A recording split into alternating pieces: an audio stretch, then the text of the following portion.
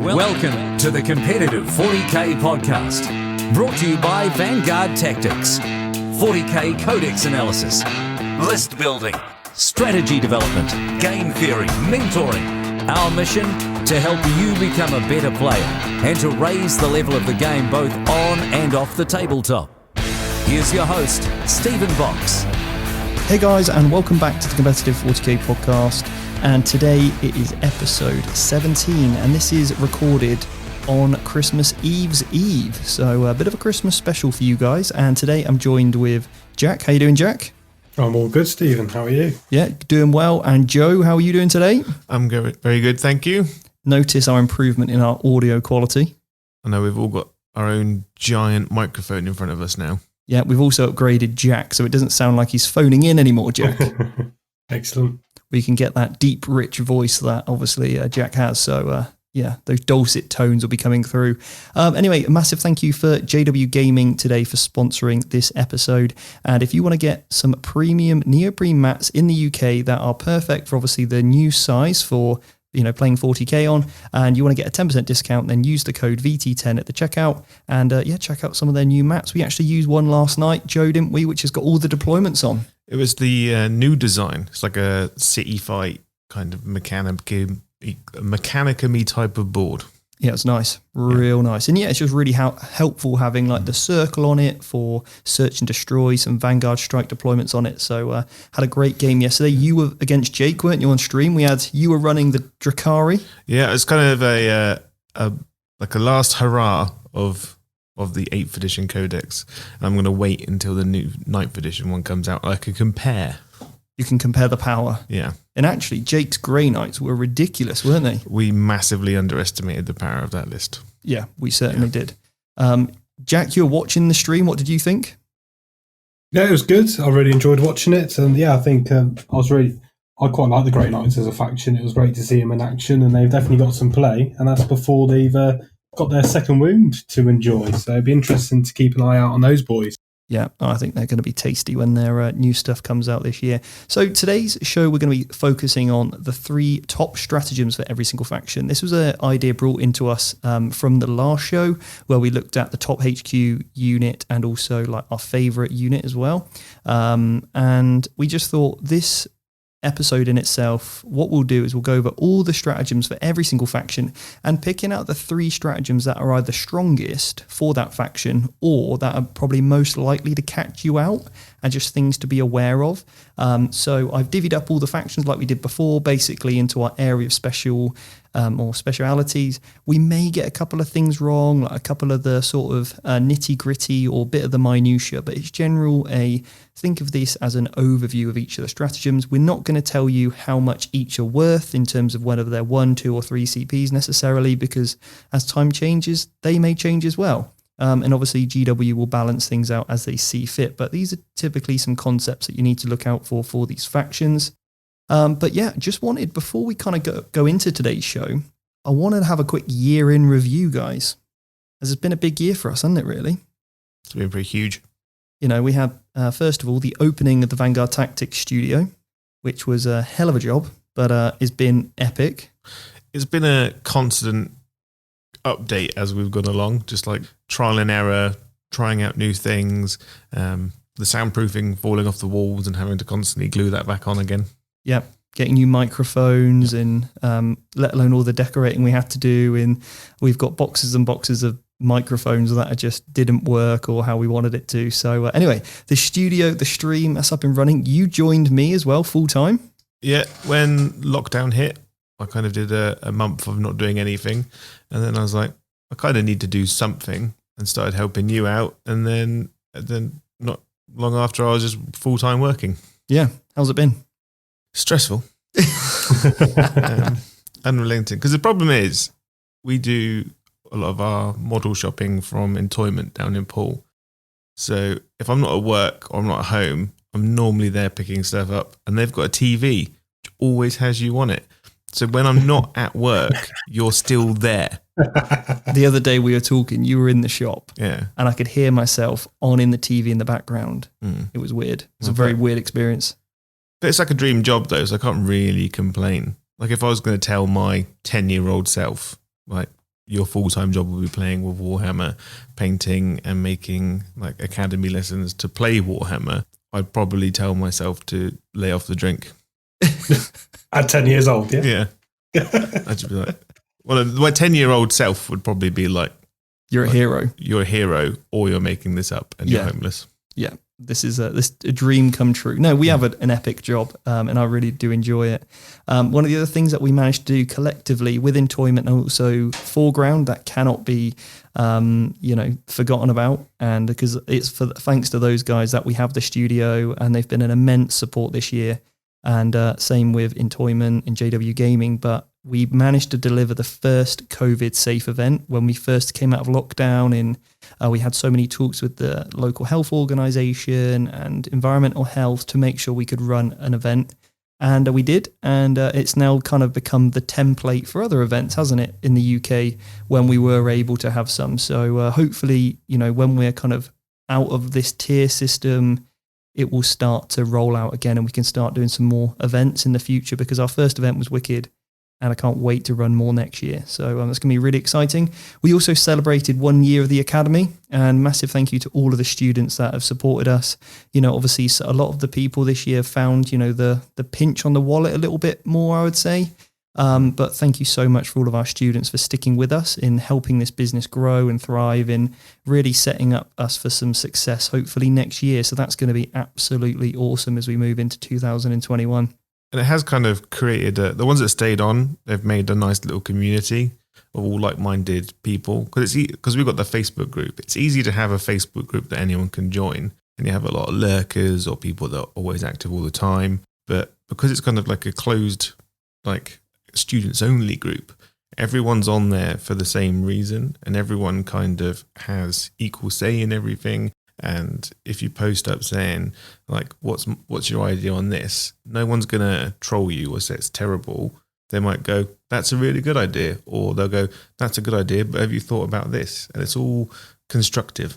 Yeah, we had it the other day and somebody posted, and actually they didn't get the response they were looking for. And I think normally what they were used to is posting a listing randomly.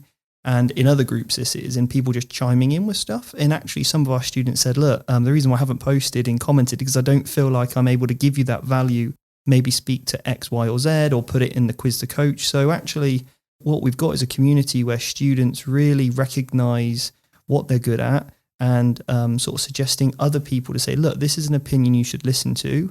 For example, we're really lucky to have like Lou Rollings in our student group, and he's got like just huge expertise on Deathwatch.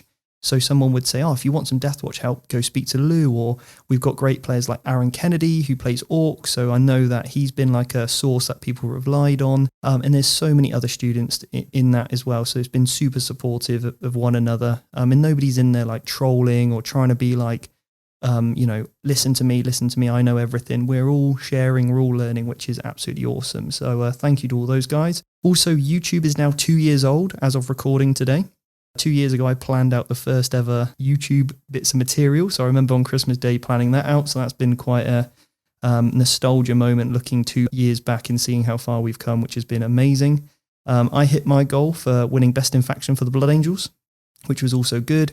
And we've had some great success from some of our students like Lou with the Deathwatch, who's also run Best in Faction for Deathwatch.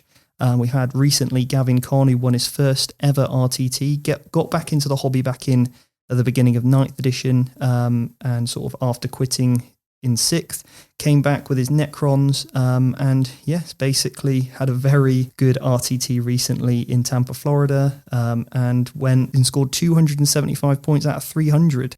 So absolutely smashed his first RTT win, so that was awesome. And he said the things that Vanguard Tactics has taught him certainly made the win a reality, and he went through his list with the guys, so hopefully we can get him on in the future, maybe to talk about some of his Necrons, so that's been good. But Jack, what are your goals for next year in terms of 40k? Oh, so it's a good question. I want to get back out. Hope, fingers crossed, we're back out in the event scene and competing again. I think it will be pushing for a best in faction. What that faction is, I'm undecided. I think a lot will depend on the Codex release schedule next year. We know Death Guard's coming out early next year. I've recently picked up a Death Guard army, so I may look into them if I enjoy the playstyle. Ideally, I'd be like to push on for Best in Faction and Tau, because I think that's my favourite army and the one I've got most experience with. So that's what I'm kind of looking at. Hopefully, I'm going to try and push to get more consistency in that top 10, top 5 at RTTs and majors and things like that, because I've had a couple of good showings, but just work on my consistency, really. And what about you, Joe? I really want to go for Best in Faction on Custodes. Oh yeah, yeah. I know Drakari's my baby, and they've got a new codex coming out, and that faction's going to be very hotly contested from early on because they're going to be one of the first new codexes, and I'll probably dabble and play those and run them to events. But I've really enjoyed running Custodes the last month or two, and I think I got the chops to do it. I'm going to have to compete against Kylo in our academy. He's going to be gunning for it as well. But they're a really strong, fun faction to play that plays a lot more differently to stuff that I'm used to. Very nice. Yeah, no, it sounds good. It'd be great to help you achieve that goal as well. Yeah, I mean, for me, I'm not really sure what. So I think I would love to make the England team. I'd love to make the top 8. That would be a sort of a career goal for me in terms of my playing ability. I'd love all of us to go to the LVO next year in 2021.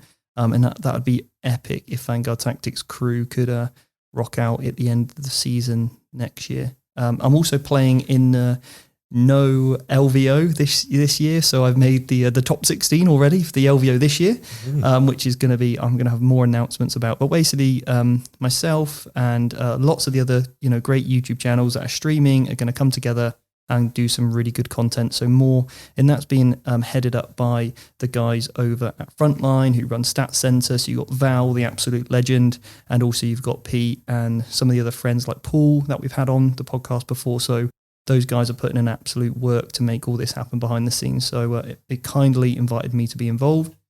So anyway, let's get on with this show, shall we?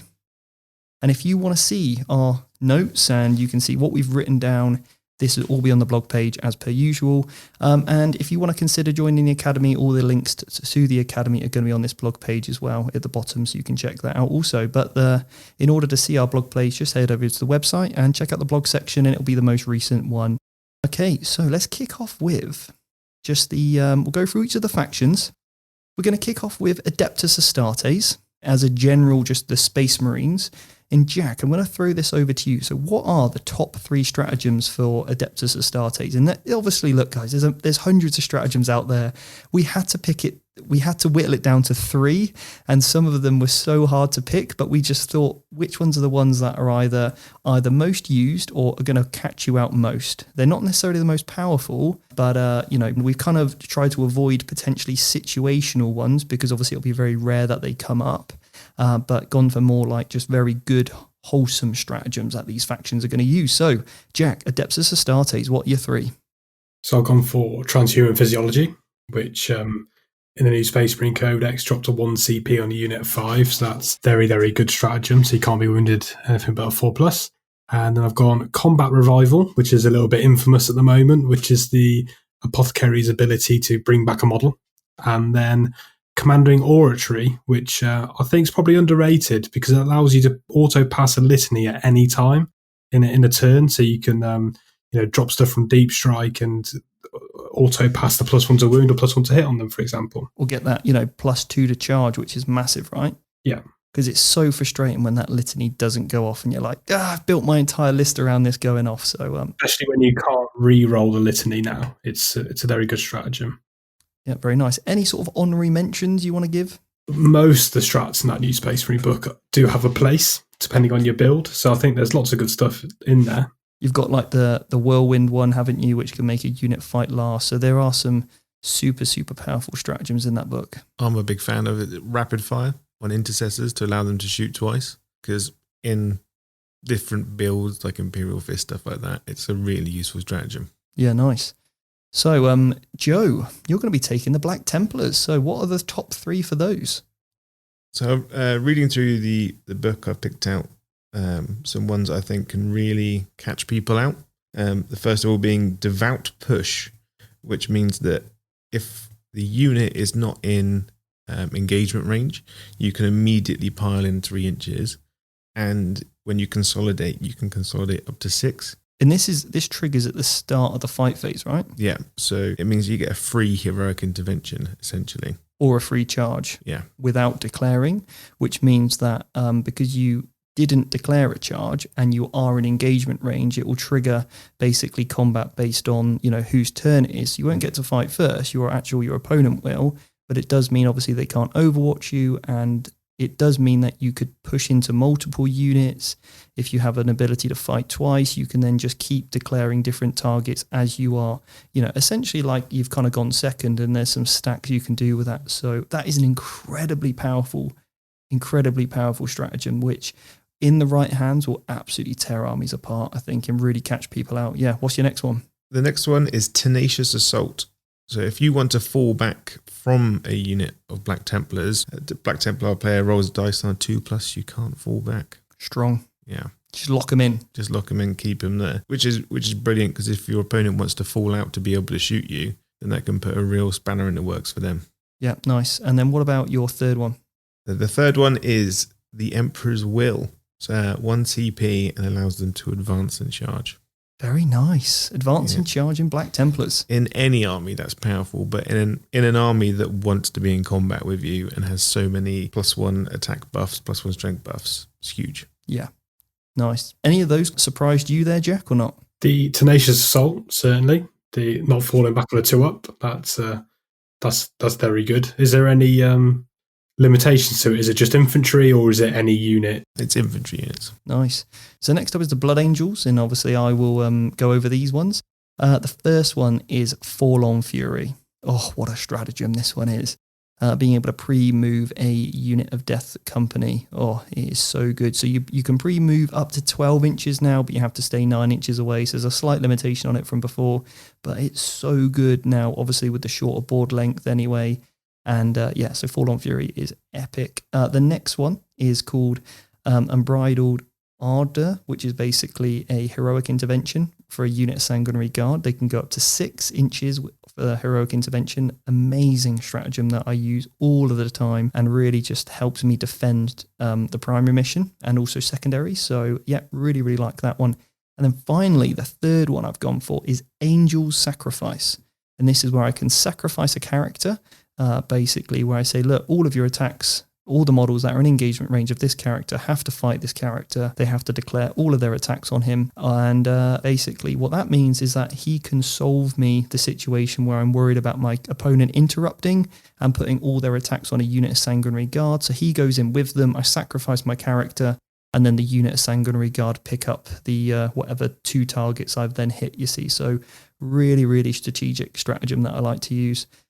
So next up, we've got Jack with the Dark Angels. What are you taking us through?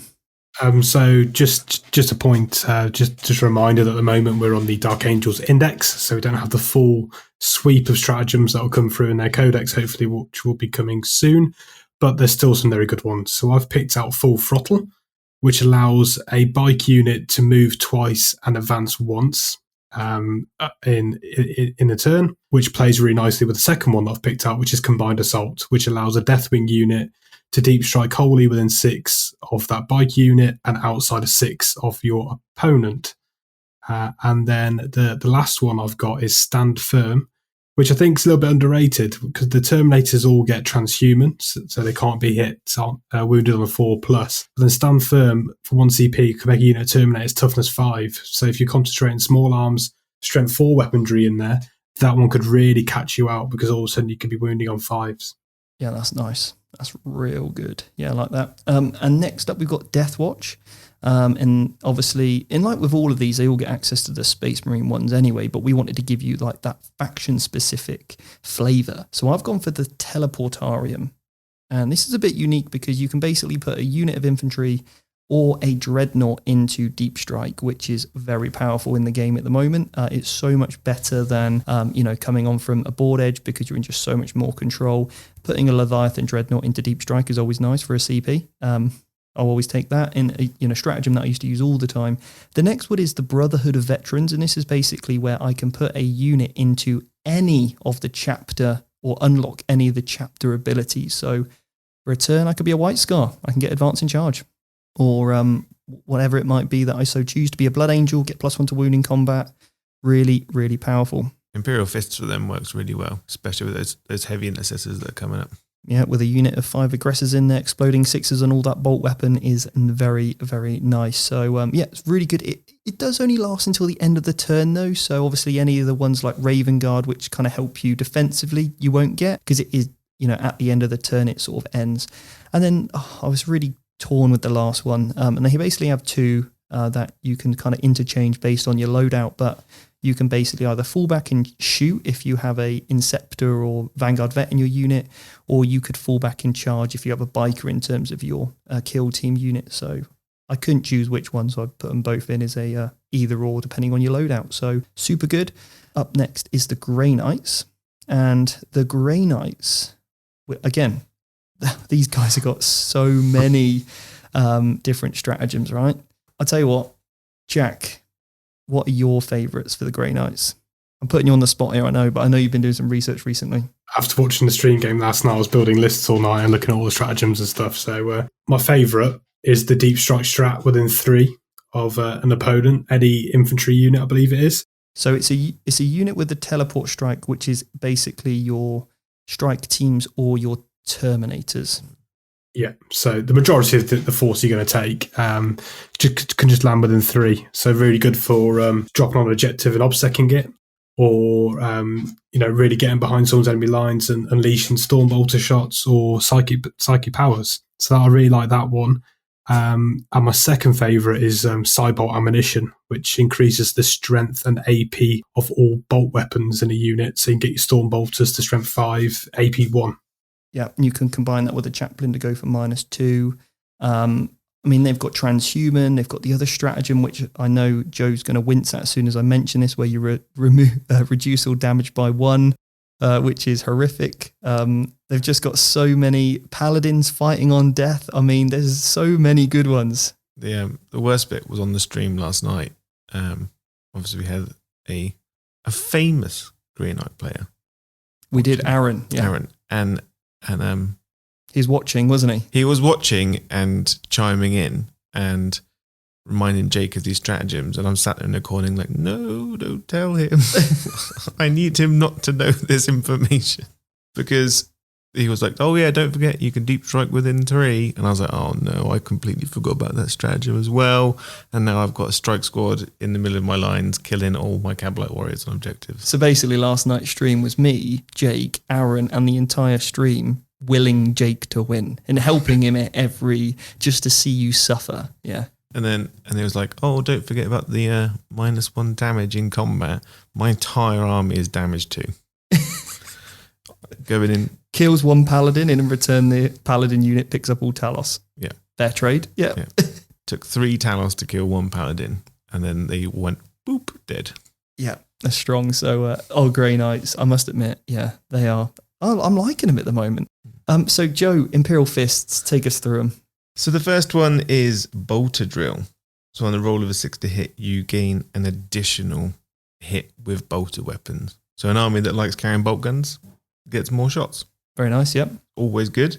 One I really like is called Close Range Bolter Fire, which turns all of your bolter weapons to pistol profile. Oh, that is grim. It's one you can really catch your opponent out because they're like, oh, I'm taking so much fire. If I go in, wrap those guys in combat, reduce the incoming damage. It's like, no, you're just getting closer to it now.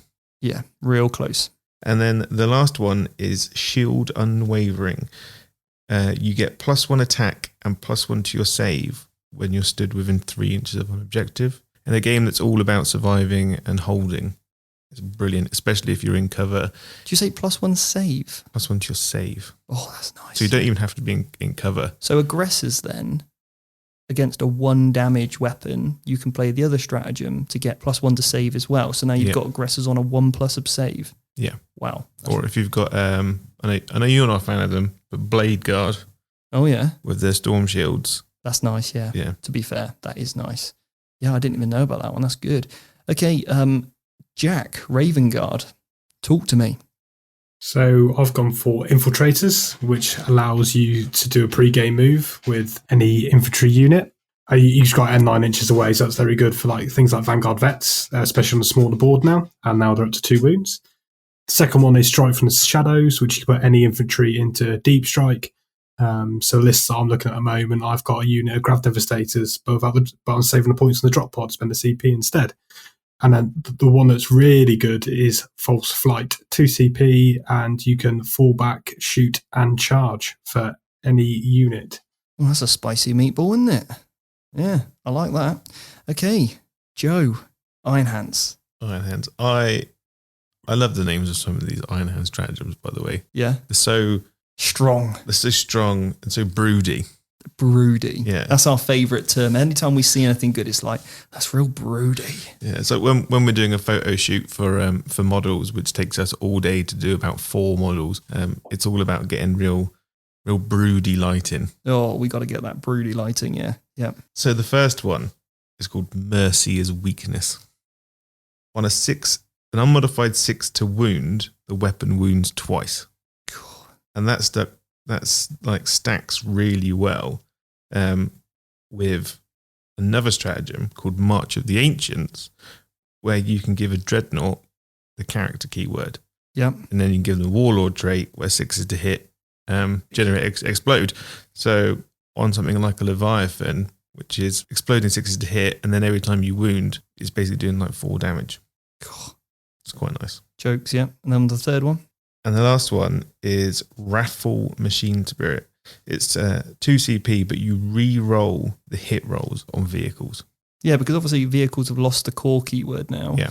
Obviously, apart from some of the dreadnoughts, but having that, because obviously you get if you're in Devastator Drock, doing great, you'll be re-rolling ones, but then after that, they'll be losing those re-rolls. So having that, bringing that back in really will show, a bit of a punch for vehicles. And I think we'll start to see a lot more vehicles come back in the future. We're going through a bit of an infantry meta at the moment. Obviously, Eradicators came out, but I think we will start to see some vehicles really come back in as the edition unfolds. So going to be exciting for that. Especially in Iron Hand, because it's such a powerful dreadnought list as well. Yeah, one of those new gladiator tanks with all the re-rolls on all the Dakar shots could be good. Yeah, like it. Okay, then we're going to go over, I'm going to quickly talk about Ultramarines. So for me, the Ultramarines have got some incredible flexibility. So the top 3 stratagems for me are Rapid Deployment. I can redeploy 3 units. Always nice with Space Marines. The next one is called Defensive Focus, where I can pick 3 of my friendly units and Overwatch with them for, as long as they're within 6 of the unit that you charged. And then my final one is called Fallback and Re-engage. And obviously I can fall back and shoot anyway, but when I use this stratagem, I can fall back and shoot without the penalty, and then I can charge back in. So this is my favourite 3 stratagems for the Ultramarines. I swear you pick armies based on them having the world's most frustrating stratagems. Yeah. Yeah. Oh, just wait till I get to Harlequins. So anyway, Joe, we're going to go back to you with the Salamanders. Yep. Go on. So the best one, in my opinion, for them is called Flamecraft. Go on, yep. You don't roll for the number of shots you have with your flamers in a unit. You just auto hit with maximum. That sounds like a stratagem I need in my life. Yeah, so if you've got like a unit of 6 flamer aggressors, each one's just putting out 12 hits. Nice, like it. Yep. Strong. Go on, then what's the next one? The next one is the Crucible of Battle. Is one of the most powerful strats in the game, I think, for most armies, is +1 to wound when shooting or in combat. Oh, that's good.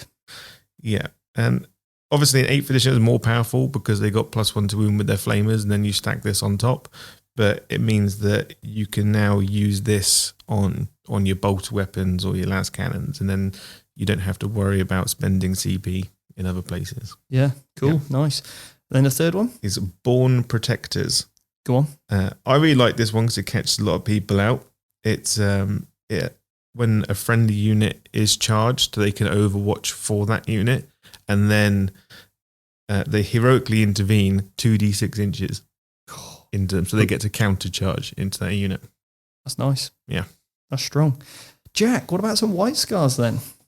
Okay, so the 3 that I've gone for are Lightning Debarkation, which allows a unit to disembark out of a transport after it's moved, and it can still fire. I don't think it can charge, but it can still fire when it comes out. Yeah. So that'd be good for say like a tactical boys coming out of a rhino to obsec an objective, might catch your opponent out there. The second one is Hunter's Fusillade, which if you advance with a unit with heavy weapons, it will turn them into assault weapons. Now, White Scars ignore the penalty for advancing with assault weapons, so you could also stack Light and Debarkation and the Hunter's Fusillade together.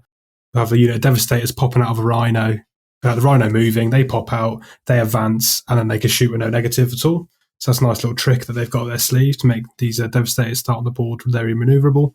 And the last one I've gone for is Feigning Withdrawal, which allows a unit to fall back and shoot, and they can already fall back and charge. So basically, you get the full benefits of falling back, shooting, charging, and recharging back in. I mean, I love it. Yeah. Go on then, Joe. Space Wolves, the last one of the Marines. So the first one is Bestial Nature. Just put a unit into the Assault Doctrine. Here you go, guys. There you go. Off you pop. That's good. It's where they want to be, isn't it, really? So they're in their happy place, yeah. It's like there's not much argument in that one. The next one is called Countercharge. Yep. Which allows you to heroically intervene 6 inches. Very nice. On a whole army that heroically intervenes anyway. So you get a is little this bit further. Any unit? Any unit. Oh, yeah, gross. Okay. And the funny thing is, it's free if you're a character. Oh, nice. Yeah. Strong, yeah. And the last one is called Savage Strike. +1 to wound if you charged. +1 to wound if you charge. Yeah. Oh, that's good. Yeah. On an army that wants to be doing it anyway. Yeah. No, I like any time you get +1 to wound, that's very good. So now we're into the rest of the Imperium, and it's Adeptus Sororitas. So I'll probably take this one. We don't want to hear about them. You don't want to hear about these ones, mate? No? I have PTSD when it comes to Sisters of Battle. Yeah? Some horrible flashbacks from games, yeah. Never great. Just those Repentia, hey? Or Zephyrins. Oh, yeah. They're just so good. So I've going to go for Tear Them Down.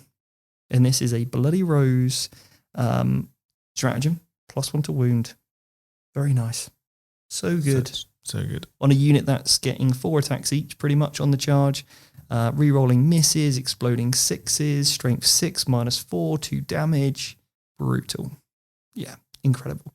Then we've got... I was so torn with some of the options here because there are so many good stratagems like ignoring or just denying a psychic power on a 4+.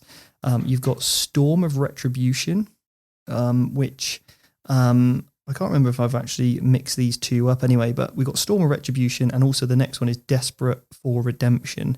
And I think Storm of Retribution is, off the top of my head, it is the one in which gives you an extra 12 inches on your multi-melters. For your Retributors, so I'm guessing that one is the right one. Yep, and it also gives you +1 damage as well. So obviously when you're in half range, those multi-melters, and half range now becomes 18 inches, and you're going to be a minimum 3 damage. Was minimum 4 because the first on the D6 can be a 1. Yeah, and you get +2 to it, don't you? Anyway, for being half range. Yeah, to be minimum 4. Oh yeah, minimum 4. Sorry, minimum 4. Yeah, I can't do math. Yeah. So strong, and with that extra 12 inches, because also the sisters can, or those retributors can move and fire without penalties. So they've got, if they're jumping out of a rhino, they're moving 9 inches, then with a 36-inch threat range of their weapons. Huge reach for a multi-melter. And obviously they can, a couple of the girls in there can fire twice, so you're putting out 12 shots. Brutal. And then you've also got Desperate for Redemption, which is basically fight again with those Repentia, and fight again with those girls is incredible. But there's also some other great stratagems as well, like fall back and shoot, or you've also got advance in charge. So there's lots of different stratagems in there that are just so good. But anyway, Adeptus Custodes, Joe. Yes, this is a really good stratagem, and it catches everyone out. It's called Stooping Dive. It's a big 3 CP strat, but it allows you to charge in your opponent's turn at the end of the charge phase. Oh yeah, yeah, very nice. So it's not like a heroic intervention, and you don't have to be declared or anything like that. You just go, cool, I'm going to charge 2d6 inches towards whatever, providing that they weren't declared as a charge, right? Or as long as he's not in base contact. Yeah. Okay, cool. Which is really, really good. The next one is called Auramite and Adamantum, adamantium. And it is ignore the -1 and -2 AP when shooting at terminators. Ugh, bane of my life. Yeah, so good. And that's shooting or combat, isn't it? Shooting and combat, yeah. Okay, and then your next one? The last one is Arcane Genetic Alchemy. It's basically transhuman, but for custodies. So you can't wound them on a 1, 2, or a 3. And then they're ignoring -1 and 2 AP. Yeah. Ugh.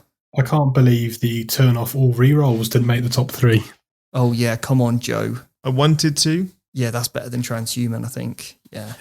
It depends, because I don't think because of how the game is changing now, and there are like less rerolls because everything's more directional in one unit.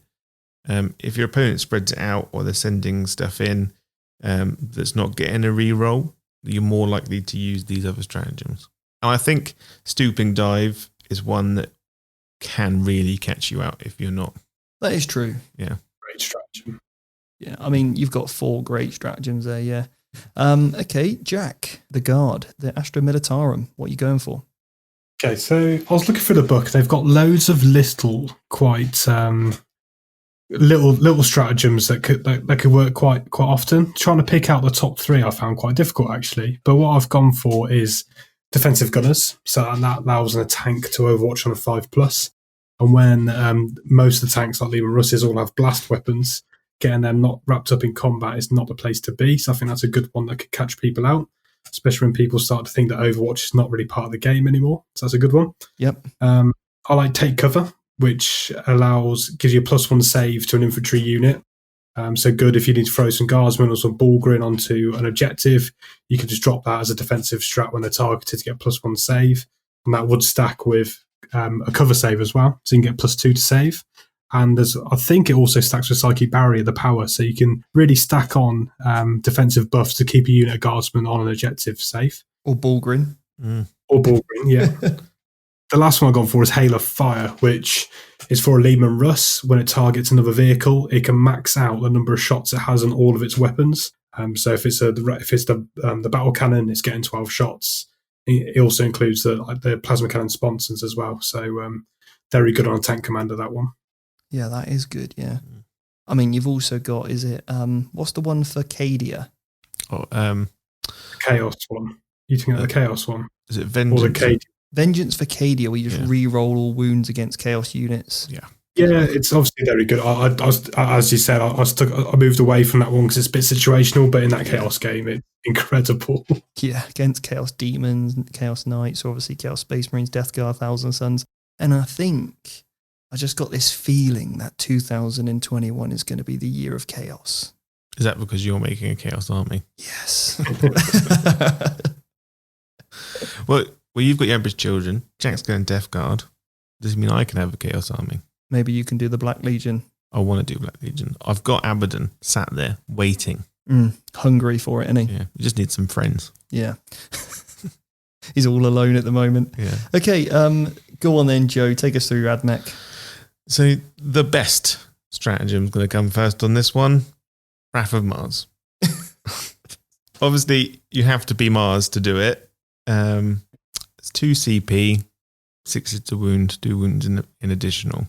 Mortal wounds. Oh, brutal, yeah. So, and that can be on any shooting unit, but Castellan robots get it a lot. And I really like putting it on the new Cerberus Raiders, also known as the sniper dogs, because they do mortal wounds on 6s when they shoot anyway. So it means that you're really doubling up, especially if you get a good line of sight on one of your opponents while we stand characters. Yeah. They're going down. They are going down, yeah. I can remember you did like 12 wounds to a knight in one round of firing from those sniper dogs. Yep. Ridiculous. Okay, what's your next stratagem? The next one involves the sniper dogs. They are a key unit. Yeah, it's called Tactica Obliqua. And when the Cerberus Raiders are targeted for a charge, instead of firing Overwatch, you can move your normal move in any direction. Which is super janky. Go on, what are you going to say, Jack? It's the tricks that you can do to make your opponent fail their charges based on that movement. So if they did a multi-charge on a unit of dogs and another unit, you could use the dogs to surround the charging unit. So it'd it wouldn't be able to get in contact with the second unit it declared on, therefore failing the whole thing. Yeah, well, you just literally move them so close that they can't, because they have to end within an inch of both. So, Oh, it's brutal. That's caught me out before as well when playing you. Yeah. And it's one of those things that are easily forgotten. So if you see a sniper dog, you shoot it. Because even if they are like an inch and a half, 2 inches away, they've got a movement of 12, so you're never going to catch them. No. So it's a great stratagem. Next one. And this one I really like because if it catches you out, it can cause problems. And I've caught you out with it a lot of times. And that's called Machine Spirit Revenge. Go on. Auto explode your vehicle. Oh. So good. You don't have to roll for it either, do you? No, it just happens. It just happens. It's just like, boom, dead. So if your opponent's in your lines, you're in a bit of trouble, just explodes. And I even got lucky once when I tried to do a desperate breakout, rolled a 1, and then just auto-exploded it. You're a filthy animal. Yeah. Yeah, absolute filthy animal. One of the strats I really like for them is the 0 CP automatically disembark from a vehicle when it destroys without rolling, which when you've got priests in it, which are quite expensive key unit to the army, not losing any of that, guaranteed not to lose any of them on the way out, I think is really nice as well. Yeah, that is good. I do like that one. So I'm going to take the Imperial Knights next, and I mean, there's some really good ones in here. So I'm going to cover the Imperial Knights and the Chaos Knight ones, and there is a lot of like similar ones. So I'll go over what I feel like are the best. So the first one is Machine Spirit Resurgent, and this is basically where you can put a Imperial Knight on its full bracket profile, so you're shooting at your full ballistic skill. Really, really useful. I think you're going to see a lot of, and you think, oh, I'll just bracket that knight, and then you're like, oh, great, that didn't do anything. The next one is Full Tilt, where you can advance in charge with Imperial Knight. Always nice. Just a huge, not one you might not necessarily use a lot, but one you have to be prepared for, and that obviously can catch you out, that they can obviously charge if they do use that stratagem. And then also our Darkest Hour. And this is where if you've got a, I'm going to say Tyrannid Knight, but it's not, it's a Tyrannus Knight. You can stand back up after you die. I think that's stratagem. It was the most horrific stratagem back when knights were popular. And you're like, oh, great, this knight's just got up 4 times. So obviously, go on, Jack. It's one of those stratagems that I feel like my opponents never failed that 4 up. They must have, but in my head, it's definitely imprinted in the fact that these knights automatically get back up. Because it is on a 4+, yeah. It always feels like the opponent never fails it. I'm sure they have, but just not against you. I hated it.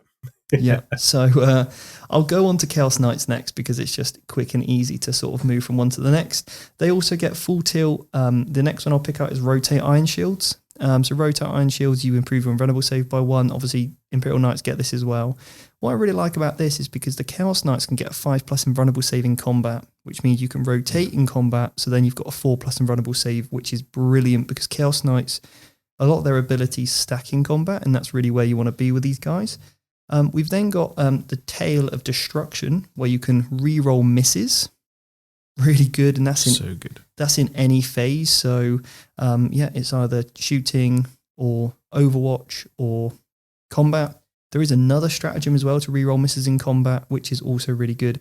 But my personal favorite is called Vow of Dominance, and this is a 2 CP stratagem that you put on a knight pre-game for an Iconoclast knight, and you get Transhuman for 2 CPs on a knight all game. That's real good. So it doesn't matter if you get +1 to wound. It doesn't matter if you're hitting me with las cannons. You are wounding me on a 4. So it just makes this guy super survivable. Yeah, really good. Like my Blood Angels going in with +1 to wound. Yeah, you're wounding me on 4s, mate. Sorry. Especially with like the like how popular Eradicators are at the moment, and their ability to get pluses to wound in certain armies really takes the bite out of them. Yeah. No, I'd agree. So, Joe, Chaos Demons. So with the Chaos Demons, because it's basically broken down into 4 sub-factions within a sub-faction, I've tried to go for ones that are a bit generic across the board. Yeah. So quite good. So the first one I've gone is called Warp Surge. It gives +1 to your invulnerable save, but you can't re-roll it. It's the downside. But it's just really good. Yeah, it's nice. Every demon unit can use it. The next one is called Denizens of the Warp, which allows you to put units in deep strike. Yeah. So I know how popular like the big 30-man blob of bloodletters are, or if you've got any units that you want to just drop in your opponent's backline to do scoring. Yeah. Super strong. And the next one, I've grouped all of these into one. I've just called them the Exalted Strats.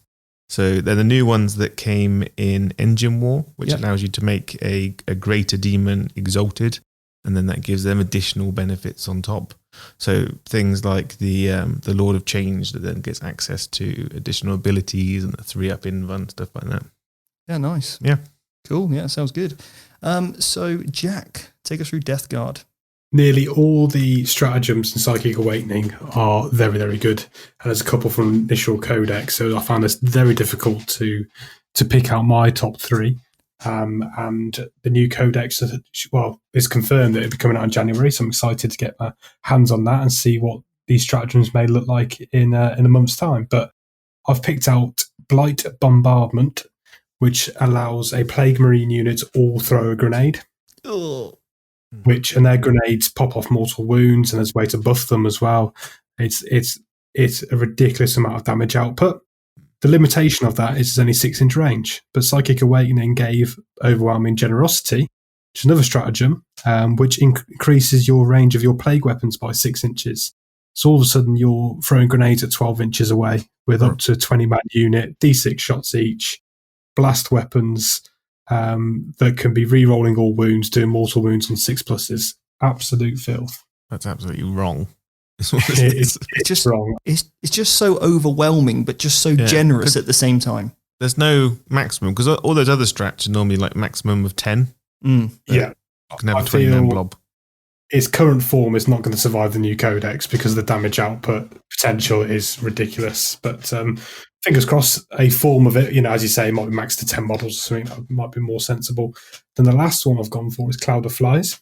So basically, I pick an infantry unit, and you can't target that unless it's the closest unit to you in the shooting phase. So it basically makes a unit a character. And when you've got lots of defensive buffs that you can put on a unit in front of that unit, it gives your opponents no good options for shooting back in their shooting phase. Yeah, and you can just use that to be like, cool, I can just use this little unit to sit on this objective, but you can't shoot it.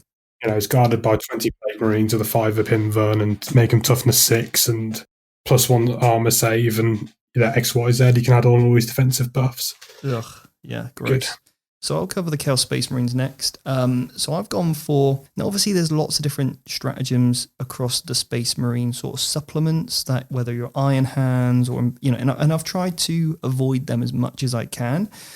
I wanted to give you something a bit more general. So Endless Cacophony. So good. Just double shoot with that Slanesh unit. So you could have double shooting Obliterators, double shooting Noise Marines, double shooting Plasma Combi Terminators. Endless Cacophony is great. The real question is, do people give Chaos units any other mark when they make a generic Chaos list? Because that stratagem I see in every single Chaos army, because it is that good. It is good. You've obviously got Fight Twice as well with Khorne, so if you've gone for a bit more combat, again, it's tough to pick between the two. Yeah. But then my next one was Veterans of the Long War. And Veterans of the Long War, 1 CP, +1 to wound. And that is in shooting, in combat for infantry units, which is so good. So absolutely epic. And then the third one, now this one is a word bearer's stratagem, but it is so good, I consider putting in a patrol detachment just to unlock it. It's that good. Because Chaos really rely on their psychic powers like Warp Time, Death X, Prescience, Delightful Agonies, all that kind of stuff. They're so important in a Chaos list. This one basically means if you fail a psychic test, you spend 1 CP and you pass it and it can't be denied. That's really good. And it's called Malevolent Covenant. And again, like with the word bearers, you can just make that guy, that sorcerer, to also have a relic to get +1 to cast and to know an additional power as well. So he knows 3, cast 2, automatically cast 1 for a CP. And that's obviously after you've attempted do it anyway. And then he can also have a Warlord trait that gets you D3 CPs at the start of the turn. So even if it costs you 2 CPs for that patrol detachment, you'll probably get them back anyway. So why not? So here's a question for you. Go on. If you pass the psychic test that you really want to go off, something like warp time that goes on a 7. Yep. Right? And you roll exactly a 7, but you know your opponent Can deny it. can deny it. Yep. Can you... CP reroll it and fail it and then use a stratagem? Yes. Don't see why not. Okay. I'm glad you knew where I was going on that one, because there's times like when we've played tested, it's like, oh, I can deny that and you can't just auto pass it. Yeah, but now we know. Yeah, I think that's, I mean, I'd have to look at it, but I mean, I've done it before with the Incarn, and I've wanted to die in certain places, and I'll be like, oh, you killed my Warlock, and I just passed my last invulnerable save. CP reroll. Oh, I failed it. Oh, Incarn pops up. Hiracle intervenes. Problems. So, yeah, there's nothing wrong with just the old sacrifice here or there. Anyway, so Joe, take us through the Thousand Suns. Right. So the first one, to keep you, obviously they have access to a lot of the chaos stratagems like veteran stuff like that, but we've gone for the specific ones. Ones I like is called the Infernal Fusillade, which allows rubrics and The Fusillade, hey? Fusillade or Fusillade. It allows a rubric marine squad or a scarab occult unit to shoot twice. Oh, nice. Yeah. Endless cacophony, but for the Zinch, yeah? Yeah. Cool. It's real good. Especially because they have access to veterans and all their Balkans and -2. It's real good. The next one is called Risen Rubricae. It allows you to infiltrate a unit of rubric marines. So deploy them 9 inches away from your opponent's lines in the deployment phase. So you have a big old blob of 20 just in your face. Yeah. Oh, gross. Go on then, next one. And the last one is Indomitable Foes, which is +1 to your invulnerable save to a maximum of 3+, which is really good because they also have a psychic power which gives you +1. So you can have units of rubrics or scarab occult terminators with 3-up invuns running about. Yeah, nice. It's real good. Very nice. Yeah, I mean, just a massive shout out to GW. What some incredible stratagems that we've spoke about so far. How good is this game? Do you know what I mean? So good. So much depth. Yeah. Like just to come up with all these different unique, because there's a lot of unique things we've gone over. Oh yeah. You know, there's a few trends that we've obviously picked out, but what depth to this game. It is incredible. Jack, I've realised I haven't given you any of the Eldari ones, mate. They're all just stupid space elves. So I'm going to give you Craftworld, mate. Go on then. Give me your top 3 for Craftworld off the top of your head. So let's test your knowledge of Craftworlds. Because remember, mate, you did play that doubles tournament with me once. Well, the flashbacks to 8th edition and their prime, Lightning Fast Reactions was a personal hate of mine, but obviously 9th edition has now fixed that one with the LATOC stupid stuff going on. So much. The salt comes in. It was ridiculous, but we've moved on like the game has. Just off the top of my head, I think Seer Council. So that's the plus, if you've got a Warlock and Farseer together, that's +1 to cast, which most of the Warlock and Farseer players are 7, so gets them on 6s, makes them very achievable and absolutely critical for the army to function. And also, you don't even need to use it before you cast. You can just go, I rolled a 6, but I'm next to my Warlock. I'll use it now and it becomes a 7. So good. I disagree with that, but I think... I don't think it's the intended way, but that is how a lot of people do play it, yeah. Yeah, I don't agree. But then next one I've gone for is Phantasm. That allows me to redeploy 3 units after we know who's going first. So with Eldar being that quick anyway, it's absolutely great. You can hide in a piece of terrain with your shining spears or things like that, so they're safe if you don't go first. And if you do go first, you can quickly switch up into an aggressive stance. So that one's definitely caught me out before because I forgot about it. Yep. And Forewarned, I'm struggling here. I think this one is effectively Auspex Scan. Yes. You need a Farseer. Yes. Yeah. The Farseer need to be able to see. The unit needs to be able to see. You just need to be within 6 inches of the Farseer. So basically, this is unlimited range. So let's say you drop down and you've got a unit of 10, Dark Reapers that can see this unit that dropped down, but they're within 6 inches of a Farseer. They can shoot him, that unit that drops in. Oh, unbelievable. Horrible. And this will catch you out because it's not popular. No, you let me take one of my deep strikes back or move some of my units out of range in our test game when I brought down a unit of 20 hybrid acolytes next to your shadow spectres that all have blast. I was just like, oop, better move those along. I'll move back 13 inches, I think, rather than 12. So you're not getting 60 hits automatically. Thank you. It's disgusting. Super good stratagem. Go on then, Joe. Take us through the quest. Oh, the quest. Drakari. I think these ones might make it into the next book. This is my tinfoil hat. But the first one... You know nothing, Jon Snow. The first one, which I'm a big fan of, is called Fire and Fade. It allows a unit to shoot, and then once you've shot, you can move 7 inches. Yeah, and obviously Eldar and Harlequins both have that one as well. Yeah, and they both have it, but the reason I really like it in the Drakari is that Drakari have a lot of...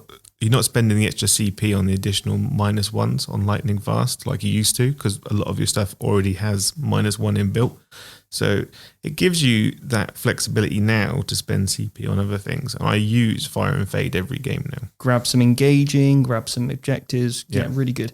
Okay, next one. The next one is called Cruel Deception. It allows you to fall back, shoot, and charge. Nice. Real good. Real good, yeah. And again, that's something the other pointy-ears have as well, the Craft World, which is also good. And then we don't need to talk about the third one, so we'll skip over to Harlequins. The third one is the best stratagem in the whole entire game and negates every other single one. Agents of Vect. Yeah, but not so good when you roll a 1 though, Joe, is it? I went through the entirety of 8th edition never failing an Agents of Vect. I've failed the last 10. On a roll of a 1, nothing happens. 2 to 5, it cancels a stratagem, but your opponent gets their CPs refunded. On a 6, it cancels a stratagem, and they lose the CP. Well, for all those times you rolled a 6 against me, I feel like your 1s are coming up now, mate. Well, because before, you could Vect and then re-roll the dice, but now that's gone. Oh, yeah. You can't re-roll that dice. Thank you, GW. Thank you. What I'd like to see... No, come on, let's move on. Go on, what would you like to see? I'd like to see it go to the way that the Necrons have it, where it's on a character, and it just auto happens, but you can only do it once a game. You mean like on a character called Vect? Yeah. I think the only person that should be able to use Vect is Vect himself. You have to be Blackheart, and you have to have Vect. Yeah. Oh, wouldn't it be good to get Azurable Vect back on the table again? Yeah. Please, GW, just make that model and put him back on the game. Oh my God, that would be great. Right, okay. I'm going to go over Harlequins. We don't need to go about them. Jack, how do you feel about these ones? I don't like them. Stupid army. Playing against Harlequins is like playing against Tau in 8th edition. Nah. It's just obnoxiously annoying. No, because at least you know what Tau are going to do. I know what this army is going to do. I'm not going to say the words because it's rude and young children could be listening to this. So these have, in my opinion, the most unique stratagems ever to be created. And that is why I love them so much. They break all the rules of the game. You break all the rules of the game. Just the murderous clowns. So the third run is actually called Murderous Entrance. And this is +1 damage on your weapons. So good. So your kisses a D3 +1. So good, or whatever it might be, flat damage to weapons, because you're getting so many attacks. You're getting reroll wounds, all that good stuff. So yeah, +1 damage is incredible. Then the next one is the Curtain Falls. Now this means when I go in to charge you, I can pile in, I can fight, and instead of consolidating into you again so you can swing back at me, I can just fall back and move 7 inches and just hide behind a ruin or something, or move block your army, or go and steal an objective off you, or just make sure you can't swing back. Yep. Sounds fair. Sounds like a fair stratagem to me. Next one is called Twilight Encore. And that is when you fall back, Joe, just you personally. Yep. You fall back with your little Space Marine unit or that Leviathan Dreadnought you've just fallen back with, and you're like, oh, I know what I'm going to do. I'm going to spend this White Scar stratagem to fall back and shoot. I can wrap you again. So I can move 6 inches and wrap you back up. So annoying. Yeah, real good. So you're going to be like, I'm going to fall back and shoot. I'm going to be like, cool, you spend that stratagem. I'm going to spend 1 CP and wrap you. Cheers. It's one of those, it's like a real gotcha moment. Mm-hmm. And it's one of those, like, if you tell your opponent about it, then it's even more frustrating for them because they know you can do it. And that you should watch them fall apart on the other side of the table. Because they're like, which one do I fall back out of combat first with? And I'm like, yeah, you sit and think about that a while. Yeah. Clock to you, my man. Yeah. Or they're like, oh, I've only got 1 unit to fall back. Do I spend the CP and like, do I fall back to make you spend the CP? But it's futile anyway, and they're just going to die. And do you know what the worst is? If they've moved their entire army first and moved it like a Space Marine blob like they normally do, and then they fall back last with that unit, and then the Harlequin unit piles in towards the closest enemy models and then wraps 3 or 4 units. And obviously they cannot fall back again. Yeah. So they're just stuck in combat with a unit of sacrificial lambs. But at that point, you go to the bar. Yeah. Table flip. Yeah. Okay. So anyway, next up we'll cover Ynnari. Now, they actually have some all right stratagems, but the way that the rest of the book is made, it's just not that, there's not many synergies with things. So I think the rest of the books are much stronger alone rather than taking Ynnari. But anyway, the first one's Your Needs Nest is where you can advance in charge with bikes. Really, really nice. And then you've also got another one called Inevitable Fate, which is reroll wounds against a unit in combat. Really good. It's quite good. And then you've got Deadly Misdirection, which I believe is fallback in charge. Yeah. So yeah, really, really good. So yeah, they actually have some pretty decent stratagems, but you lose, the problem is with Ynnari, you lose all the Harlequin ones if you've gone for Harlequin units, and Harlequins can do all this stuff anyway, so it's kind of pointless. They've got a lot of stratagems to buff Incubi, but Incubi are just better within Drakari at the moment. Yeah. Okay, so let's have a little look at some Tau then, Jack. Go on, take us through it. We finished with the rubbish Eldari factions now. We can talk about some decent armies again. Yeah, the fish people. Fishmen. So you've been enjoying the Tau recently, Jack, haven't you? After our weekend of games. Yeah, I was feeling a little bit down on the beginning of 9th edition, but actually getting my codex back out and looking at a bit more depth of some of the old stuff that I've not used, starting to feel like I'm getting somewhere with it now, and I can feel like a play style that may start to work into 9th edition. I'm hoping it's the way that the new codex will support it as and when that comes out next year, hopefully. Yep. Go on then, what are your top 3 strats? First one, command and control node. Means one of my commanders can't shoot, but you can pick a battlesuit unit within 6 and it can reroll all wounds. 1 CP, bargain. That's good. Real good. So good. The next one is aerial targeting. I could pick a unit on the battlefield and put 1 marker light on it, which means reroll ones. So it's just an automatic thing that I can put on anywhere on the board if I haven't got any marker lights in range and stuff like that. Such a good utility stratagem, that one. Yep, nice. And the last one I've gone for is actually between 2. So the first one was Branched Nova Charge, which allows a Riptide to take 2 of its branched abilities. So doing its gun and the shield, for example, it's quite a common combo. And the other one is Stimulant Injectors, which will take a monster or vehicle back to its top bracket. Again, very useful abilities there. Yeah, it's real good on those Riptides.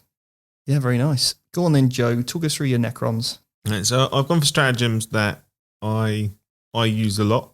So the first one is called Disruption Fields. Gives +1 strength to a core unit when they're in combat. Very nice, yeah. Very good, especially when you look at things like Lichguard a core, or if you're running massed warrior blobs. They can be quite scary once they get in there at strength 5. Yeah, it's really good, yeah. Nice. It's really nice. The next one is Disintegration Capacitors. A 6 to hit auto wounds. Yep, really good. Like Necrons have a lot of shooting, but if you're running the massed warrior blobs, or like you've got a lot of Indomitus boxes to make your army, you can really struggle to deal with like knights and vehicles. So having that stratagem there does help them out massively. Yeah, nice. And the last one is called Solar Pulse. Is you pick an enemy unit and your whole army ignores cover when shooting at it. All benefits are covered as well. Yeah, all benefits. So that can get rid of dense cover? Yep. that -1 to hit. Oh, that's nice. So good. Yeah, especially because like you've got a lot of -1 AP in the army, so it can really help dig out things like Marines hiding in cover. Yeah, and obviously like things like eliminators that get an additional +1 because they're within cover, or maybe abilities that become -1 as well as getting cover. That is really, really strong stratagem. Actually, never thought about it so in depth, but yeah, great. Right, Jack, let's jump back over to you, mate, with the boys in green. Okay. Really enjoy playing the Orcs as well at the moment as well. I think they're a great army. So I've gone for the Unstoppable Green Tide, which allows me to recycle a unit of boys if there's any left in the previous turn. So for a unit 30, you drop them down to 1 man. I spend this stratagem and bring back 30 boys from a table edge in the next turn. Absolutely incredible. So you've got to kill these boys off to the man to make it done. And also, morale's a lot less impactful now, isn't it? Whereas before you'd be like, oh, great, I'm going to have to spend my 2 CPs to keep the unit alive. Now you're like, okay, well, I'm going to lose 1, and then I'm going to lose a few more based on how many 1s or 2s I roll, and then the whole unit's coming back, which is so good. It used to be a 5 CP you needed to keep for it. Now you can just get away with keeping the 3 for the Unstoppable. So that's great. Next one I've gone for is Get Stuck In, Lads, which is fight twice, which is incredible for mega knobs. But again, with the boys, because you're such a big footprint, you can do multi-charges from the jump. With all those attacks, you can really get into some good positions. Then the last one is one of my personal favourites, is ramming speed. So when a vehicle declares a charge, it rolls 3d6, and it keeps all the dice. And then when you make a charge on a 2-up, you do d3 mortal wounds as well. So if you're putting a Gorkanaut or a Battle Wagon in Deep Strike, you can get the secured charge coming in from Deep Strike as well. Or if you just move and advancing at the board, you can get those long bomb charges away. Yep. Strong. Very nice. Okay, Joe, Gene Stealer Cult then. We've got the last 2 now. So Gene Stealer Cult, go on. The old Space Goblins. Mm-hmm. So the first one is called a Perfect Ambush, which allows you... What's so perfect about it, Joe? When you deep strike in 9 inches away, you can either shoot or move d6 inches. Nice. Very strong. And then you've got the next one called Extra Explosives. Yep. Allows you to either throw 10 grenades or 5 demolition packs. So when you look at the bikes, they can pop up and throw grenades or the demo charges, which is really, really strong. And then the last one is called Genetic Lineage. It allows hybrid units to advance and charge. Yeah, which is really strong because they're going to be the core of your army, especially when you look at how good Rod Grinders are. I do have a bit of an honourable mention for a stratagem. Oh, go on then. It's called Monstrous Vigour. Okay. It allows your aberrants to have +1 to their Feel No Pain. So they've got a 4-up, and if the banner's nearby, they're re-rolling 1s. And you've also got a stratagem to drop in within 3 inches, haven't you? Yeah.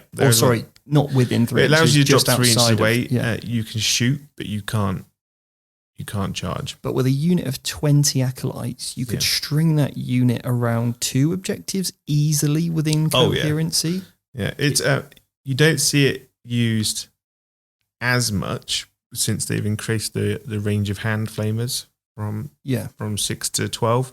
So it means they can deep strike in normally and still shoot. But what a great, stratagem, because a lot of people zone out a unit for 9 inches. You go, cool, I'm going to drop in 3 and I'm going to do an action, whatever it might be, right? So, I think that's super clutch for, scoring well on the primary, denying, whatever it might be. So I think that's a really good situational power.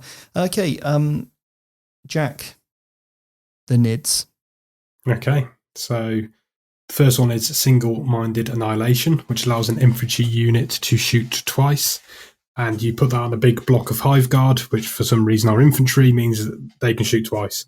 And they are probably one of the best shooting units in the game, I'd say. Yep. With their ignoring either sight, strength 8, -2, ignoring cover, D3 damage weapons, 2 shots each. And exploding 6s? You can make them exploding 6s, re-rolling 1s to hit. Yeah. Such a good unit, and you can just fire them twice every turn. I think most Tyranids players will include the Hive Guard and will do that every single turn. Yep. Perfect.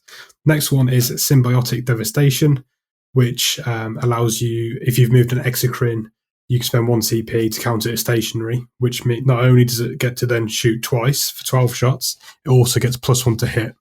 So it's an absolutely great spender for single stratagem there. The last one I've picked is Unyielding Chitin, which reduces damage by 1 on a unit of Tyranid warriors. That's good. That's really good. When they come in with 3 wounds each, there's a way to get them to ignore -1, -2 adaptive physiology. I believe one of the chapter tactics, I can't think of the proper word for it at the moment, you can give them the benefits of cover as well. On top of that, you can make this a very resilient block of Tyranid warriors to sit on the table on objectives. Yeah, it sounds good, actually. Yeah, it's like a unit of paladins. It's very good. Have they got a stratagem called, is it called Caustic Blood? I want to call it. Where when they die, they do mortal wounds. Yeah, on a 6+, I think it's like on a gaunt sort of unit or something like that. When they die on a 6+, you take a mortal wound. Oh, I thought it was better than a 6+. Yeah, it's good though. Yeah. Yeah, guys, well, that wraps up our top 3 stratagems for each faction. Let us know if you disagree with us on any of those, or if you do agree on YouTube, wherever it might be, or comment on the blog post, all that good stuff. But guys, Jack, Joe, thank you so much for not only tonight, but I want to say from the bottom of my heart, thank you for all the support that you've shown me this year, helping build Vanguard Tactics to what it is today. I wouldn't be able to do this without you guys, so thank you so much. The podcast has come on leaps and bounds, and it's because of the effort that you guys put in every single week. So thank you very much. Thank you. I know I'm very difficult to put up with at work. I mean, you are quite difficult to put up, but I do it. I struggle through. And also thank you to all the guests as well that we've had on the show over the last year. There's literally too many for me to mention. We've had like Paul Murphy, Don Hewson, Rich Kilton, Brian Anderson. We've had some great shows, and hopefully next year we'll get even more people on to do some really good recordings. So again, thank you to all our students this year for supporting us throughout the year. Thank you to everybody that subscribed to the podcast, left us likes on YouTube, commented, watched our streams. Honestly, I cannot be more grateful, and, more thank you for all the support that you've shown Vanguard Tactics over the years, as we continue to kind of really try and improve the game, both on and off the tabletop. And what that means to us is really helping sportsmanship, the game to be played in the right way, and really helping the best general win at the tabletop. So, if you do want to become a student for next year, would make a great Christmas present to yourself. And you can sign up for that over on the, that's what Christmas is about, right? Buy everyone else a present and just go, I'll buy this for myself too. So, jump on the Academy. It'd be great to have you part of our community if you share our same mindset for the game, and you really want to learn more about, what and how far you can go with the team. And hopefully next year when competitions come back in place, Vanguard Tactics team will be going to all the events and seeing what we can do together. So I wish you all a very Merry Christmas, a very Happy New Year, and we will be back in 2021. So it's been a good one. Thank you. Stay safe. Enjoy your time with your family, and we'll see you next year. Take care.